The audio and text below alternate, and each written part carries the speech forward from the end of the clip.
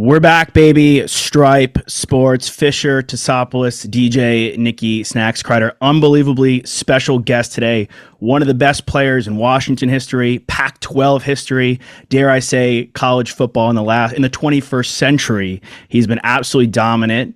He's the guy that can make me do the hat switch right now. Go a little Washington Huskies for you. Rome Odunze joining the boys. He torched us in the Sugar Bowl, so he has earned this. Rome, welcome to the show. How you doing? How you been? How's the draft process going?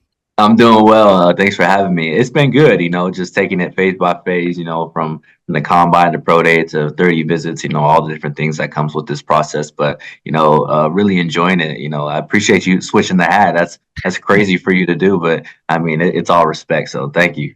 You know what? Honestly, and I'm not just saying this because you're here, we've been a massive fan of yours since last season. And watching the way you play your game, how physical you are, and how good of a route runner you are, it is tough. I still got my helmet right here, so it's tough not to make the hat switch on you. What has Rome learned about Rome in this past season and this draft process?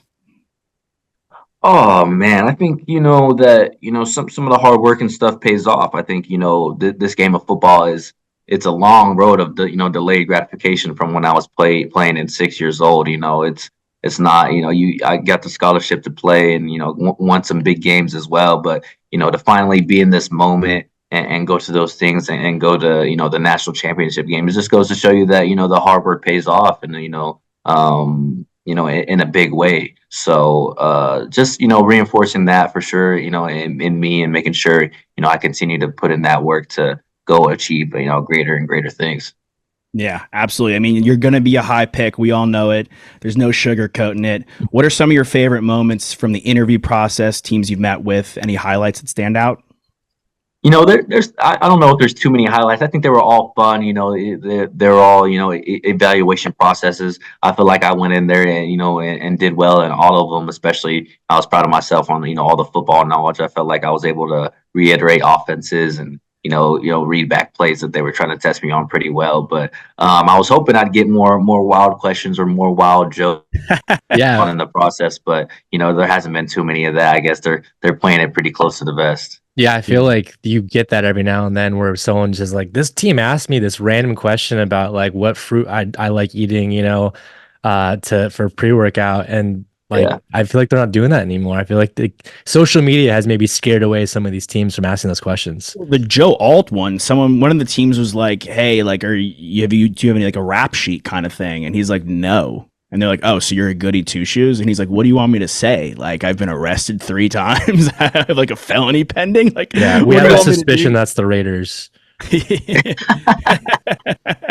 That's a hot take right there, man. Yeah, That's hot for sure. very, very, very hot. What's something you want to work on the next level, and who do you model your game after? I model my game after I think 3 wide receivers. I like to look at a lot of Devontae Adams, Keenan Allen, and Julio Jones. I like to take different aspects from them. For me, the biggest thing in growing my game, I think it's just the route running and the releases are 2 of my biggest, things that I want to improve on. Just because, I see some of the route runners in the league, and I think I have good routes, but I don't think, I'm to the point of some of the best in the league to do it. So just continuing to hone my game, which that comes with experience and, playing in the NFL is a different, speed, different type of atmosphere. So I'm learning to have success within those parameters because I know it's different than college. But just continuing to grow my wide receiver play, but more specifically, definitely my releases and my route running for sure. Yeah, I mean, those 100%. Are some of the best. I asked this question to Brennan Rice the other day when we had him on, and want to get an answer from you as well. Out of this draft class, besides yourself and maybe your teammates as well, because that it might be a biased answer, which wide receiver is going to have the most surprising NFL career?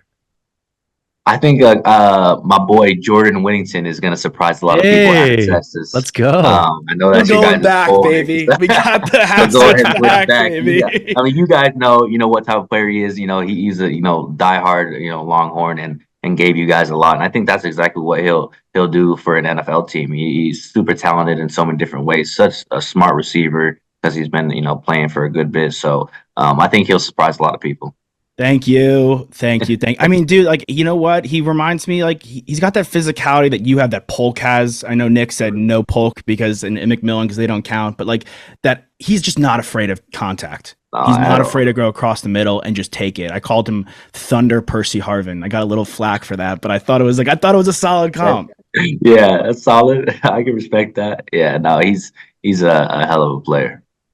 I think it's fair to say that, where you are being evaluated and projected in mocks, along with Michael and Polk and McMillan at this point, a lot of that has to do with the performance in college football, getting to the semifinal, beating the Horns, and then getting to the college football final against Michigan.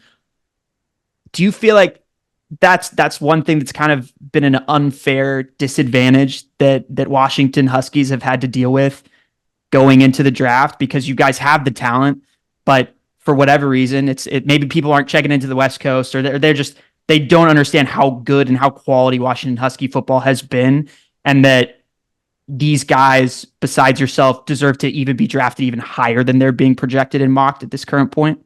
Yeah, 100%. And I think, it would be even more disrespectful if we hadn't made the playoffs and made the national championship game, just because I don't know, people sleep on the West Coast ball, and especially, people on the East Coast and maybe down south in the SEC as well, just because, they have their brand of football that they harp on and feel like, it is the best, which, is their own opinion. But I mean, you can't deny that we play ball out here in the West Coast too, and in the Pac-12 there's some good ball clubs, and I think, we proved just that we're out here on the West Coast, but we made it to the national championship game. And I think you could argue that the Pac-12 was as deep as it has ever been in history, and possibly one of the best conferences last year and for the past couple years. So I think, a lot of that bias, it definitely exists. So going to the national championship game, I think was, a big thing for us to be able to prove, hey, like, regardless of who we go up against, we're able to compete. Is Yeah, there so any true. little bit of you that like wants to play in the Big 12 or the Big 10 just a little bit? Oh, for sure. I mean, with some of those big teams, I mean, you get to play in what is it, the Ann Arbor in the Big Mhm. House. You get to play in the Shoe at Ohio State. I mean, some of the most historic stadiums that pack a lot of people in there, and that's exactly what the college atmosphere is about, with the student sections. People going crazy and how loud and emotional it is. The college football is a very fun sport to play, home or away. So definitely, but the league's got some great Yeah, stadiums I too. mean, you'll see him on Sundays, Mondays, and Thursdays and Saturdays, and I'm eventually sure they'll get Wednesday and Tuesday into the mix Right. if the NFL has their way. One guy, Toss, that we were talking about pre-show that I want to mention as well was Trice. Like, he Yeah. was a guy we saw on the Sugar Bowl, and you could Monster. say anything you want about testing, but if you just throw on tape and watch the games, we were sitting there when our team was on offense, and we have a good offensive line. Right. And that guy gave us no room to breathe. Yeah. No, I agree. I think he's relentless, the way that he plays, and he's super strong for his size, especially, and he's very sturdy. And I think that he does just that. He causes problems for offenses, whether he's creating pressure or, he's getting to the quarterback each and every down. He's something that you have to, be accounted for. So I agree with you, man, for sure. Mm-hmm. Yeah, And then also on your he's got an unreal motor, and I feel like the entire team was incredibly consistent throughout the college football season, and that was what all of the naysayers kept saying. Like, at some point, the shoe's going to drop, right? Like, there's going to be a blemish, and something's going to go in the wrong direction. What did that stem from the coaching staff and Caleb DeBoer? And I just feel like so much of you guys are all like very lunch pail, and I freaking love that. And it's like, I have no doubt that you're going to give everything that you've got when you get to whatever team, every single one of you guys, all the Huskies. But talk a little bit about that coaching staff and how they were able to do such a great job with you guys there. Yeah, absolutely. And I think, it even goes before that coaching staff as well. The culture in the locker room, I think, was set, and it's something that, continued to develop under the new staff as well. But, under them, they were the same way. They understood that, they were slept on, and, people were waiting for our downfall to say, West Coast football isn't the same or whatever, or for us to play, some team that would bully us or something like that. But, I don't think that ever happened. So, for us, and the belief that they had in us, it was just continuing to focus on us. and that was our motto for the year, was just us versus us, because we knew there was going to be haters and doubters throughout the whole process. But as long as we continue to play our brand of football, which was what you said, consistent, reliable football, then we'll have a lot of success, which we did. What's something? Oh, sorry. Go ahead, Nick. What's something that people haven't seen about Michael Penix Jr. that you feel like people need to know? Oh man, I don't know. I mean, I feel like he slept on overall as a whole right now, which I don't get. Which I think it's on film that he's, if not the best, the one of the best, in this draft class. And I think, I mean, people right now, I think they're going to, the injury list because they watch the film and they're like, well, we can't say that bad about him because, everything when it comes to playing football, he's pretty elite at. So, man, I would just say, to see the injuries as a form of perseverance, as rather something that's going to hold him back. I mean, he's had 2 healthy years now of him, tearing college football up just like he was doing prior to his ACL injuries. So something that he's continued to do, and something that I think people should change their perspective on. So true. I mean, like him, Latu on UCLA, guys, they just want to be like, all right, like they have this weird history and we're going to harp on this. But if you, I mean, again, like going back to the Sugar Bowl, like I was saying this on one of our shows, we've seen so many great quarterbacks in the Big 12. I mean, we've seen Caleb live. I mean, Nick and I were at the game where he came in for Rattler, and I swear to God, put the fear of God in the entire stadium. But Michael Penix Jr. has had that effect on us. Him, Burrow, Murray, Hurts, like Goff, he is in that realm of guys we've seen live that I'm just like, damn, there is not a throw this guy can't make. Yeah. Yeah, no, I would 100% agree. And I think, he's someone who defenses have to put pressure on and have to like try and distort in some way. Because, I mean, he's just going to tear you apart, regardless of what you try to throw at him. So you got to try something. But yeah, I think, you guys seen it firsthand. He's special, the way he can throw the ball, the way he can, avoid, defenders and make plays regardless of his positioning. He doesn't have to be in the, standard quarterback release motion. He's just very talented in that way. So hopefully some teams out there realize that. Yeah. Last few questions for you here. I have a really curious one for you. We'll keep it pretty broad and not talk about any teams, but what are you looking for in a city when it comes to getting drafted somewhere? Like fan base, just like community, like what about the city are you looking for? I'm looking forward to a welcoming city. I'm the type, I want to stay, a little bit out of the city, but I want to go somewhere that has something to offer from, entertainment, standpoint. I want to be able to go and, enjoy the city because, I'm from Las Vegas and we have the Strip, which is, a entertainment center of the world. And, but on the outside, it's also very chill too. So I want, a city that, can provide both of that. Just a very welcoming sort of neighborhood and environment when I'm away from the city, but also, the facilities to go, have fun with my friends and do activities, inside the city, enjoy some of the luxuries of that. Did you, when was the first time you went to the Strip? Because I was talking to a guy that grew up in Vegas the other day and he was like, I didn't go to the Strip until I was like 23 years old. Oh, really? Yeah. I mean, I would go down this. I'll take it. I'll take that he went before 23 on that note.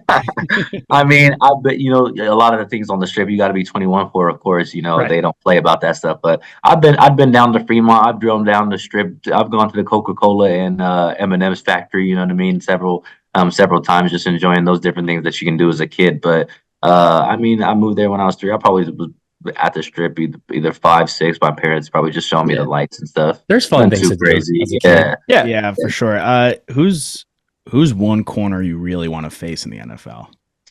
I really want to face both my teammates, Kyler Gordon and Trent McDuffie, just because I faced them as a freshman wide receiver coming into college. So to be able to see how my skill set has grown, how they've grown as well, on the big stage would be awesome for me. As well as Caillou Blue Kelly, who's a Las Vegas native who went to Stanford. Yeah, he was actually one of our we did a trivia show the other day, and that he was one of the options in our trivia show. Toss, right. Yeah, because his dad played in the NFL.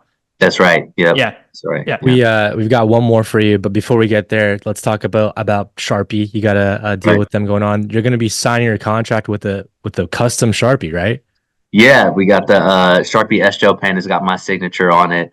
I've been with Sharpie for a little bit now, and they'll just be with me throughout my whole rookie career, from the contract to all the different things that I'll end up having to sign throughout my rookie year.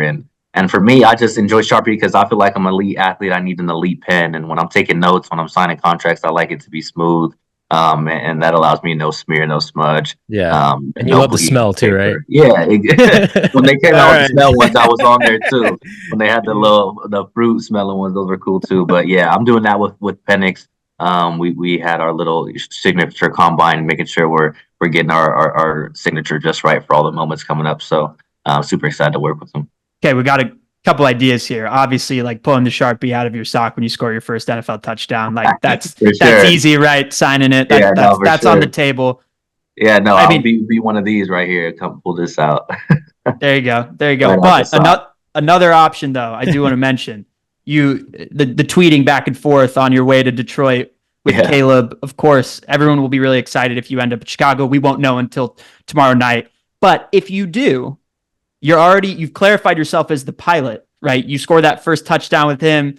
You hop in the plane and the guys behind you, there's some turbulence, but you're able to get through. That's just an idea. Like they fall on the ground for celebration, but you're like talking on the mic behind them. Maybe you throw out the wings or something like that. Just a couple of ideas. Out there. I got you. No, that's good. I like that. Yeah.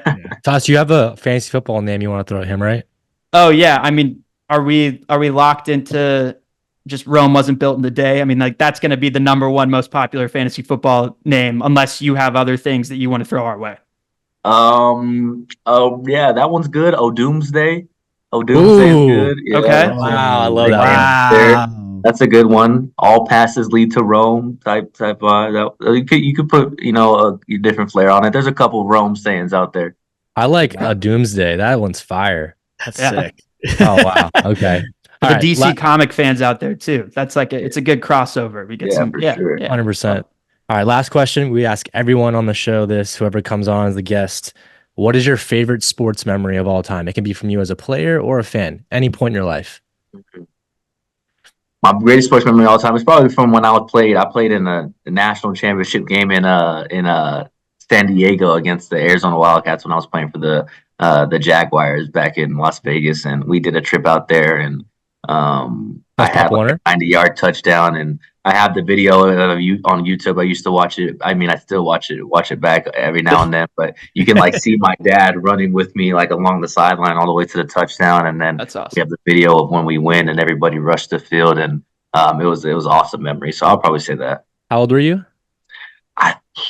Probably 8 or 9. Wow. Yeah. So you got all this tape on YouTube of you like right now, and you go back to watch the 8-year-old video of you. Yeah, well, that's the OG tape right there. Yeah. It's so crazy. Like Miles Turner, I will never forget this, and everything has always been like this. Miles Turner came on our show. We're like, all right, like, what's your favorite sports memory? He's like, yeah, when I hit a home run when I was 6 years old in Little League.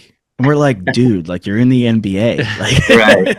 But it's always back to like that's when the games matter. Like you knew all the kids and you wanted to beat all these other kids. When the biggest smack was being talked. Rome Odunze, thank you so much for joining us, man. We'll do the hat switch one more time to close it out. Congratulations, you'll be getting a hat of your own tomorrow night. Looking forward to seeing how much you dominate in your career. Fisher, Tassopoulos, DJ, Nicky, Snacks, Kreider, Stripe Sports. We out ya. We love you.